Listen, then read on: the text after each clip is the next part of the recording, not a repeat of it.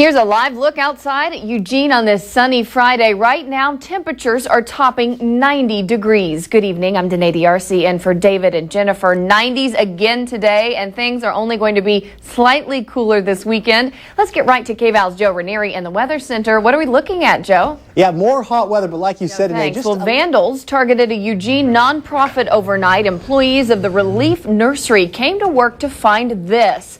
Their food pantry covered in chili, oatmeal, and honey. The vandals did not take any food, but they left quite a mess, as you can see. Executive Director Irene Altucker tells us the pantry feeds at least 4 families a day. That this is a very caring and compassionate community that has done a lot for the Relief Nursery, done a lot for our families, and to have it all wasted and trashed like this is just devastating.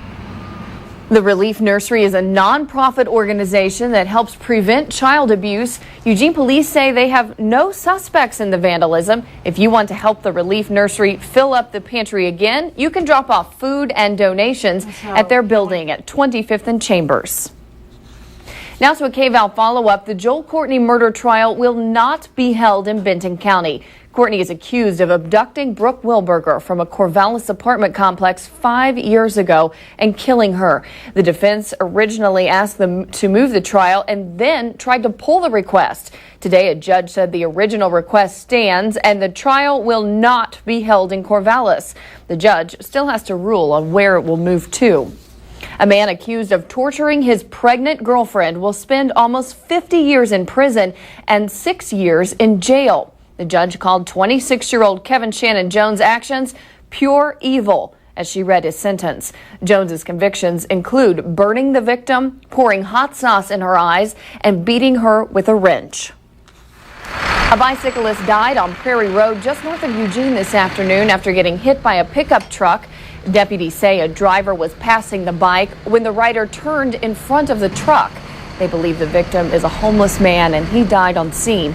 Deputies are still investigating, but the driver does not face any charges. If you were in downtown Eugene today, you may have seen some people rallying for a universal health care plan. The event, planned by the Eugene Springfield Solidarity Network, highlighted health care and the lack of a single-payer health care system. A single-payer plan refers to when health care is funded from a single source, such as a payroll tax by federal government. And that payroll tax is going to providers who do the care and not to profits of insurance companies. And get this, counter-protesters showed up to argue with the single-payer protesters. This woman is against a single-payer plan, saying she should not have to pay for other people's health care just because of their lifestyle choices.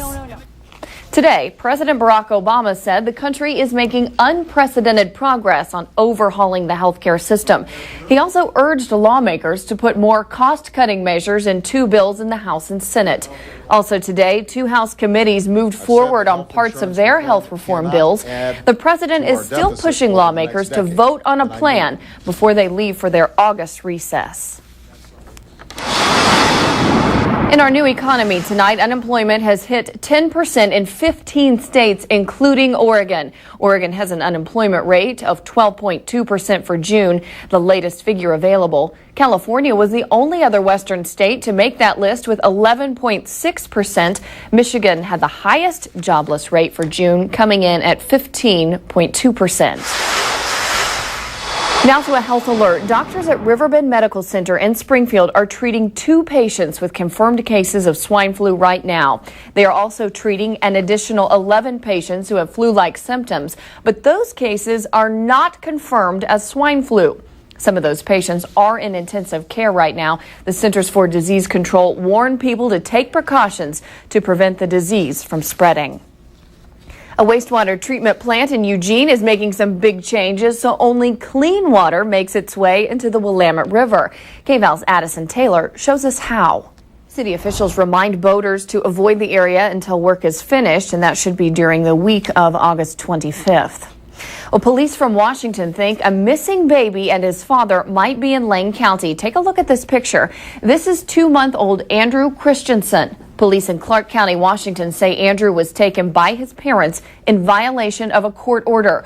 Now, the father is Nicholas Christensen. This is what he looks like, and police think he might be in Lane County. A Clark County judge ordered the baby be put in protective custody. The mother was arrested in Springfield on an unrelated charge. If you see Andrew or his father Nicholas, call police. Also tonight, have you seen this man? Police are still looking for 53-year-old John Adkins from Albany. He was last seen July 5th at the port of Ilwaco in Washington. He spent the 4th of July weekend with two men on this boat named Tiger. Now, the boat has returned and the other men are not missing. If you have information, call Oregon State Police. A consumer alert for you tonight. Police say someone is scamming vacationers on the Oregon coast. Victims say someone on Craigslist is offering up vacation homes and asking for hundreds of dollars up front through wire transfers.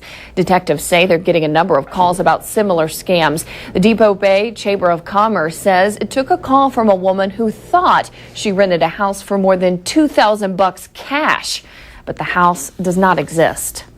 The top cop in Multnomah County is being credited with saving a little girl after he found her walking the streets. Sheriff Bob Skipper says he was walking out of his office Tuesday when he noticed a young girl walking through a parking lot.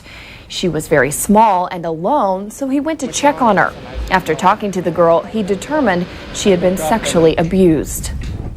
Any one of the officers in our building would have seen and done the same thing because they know it's not right.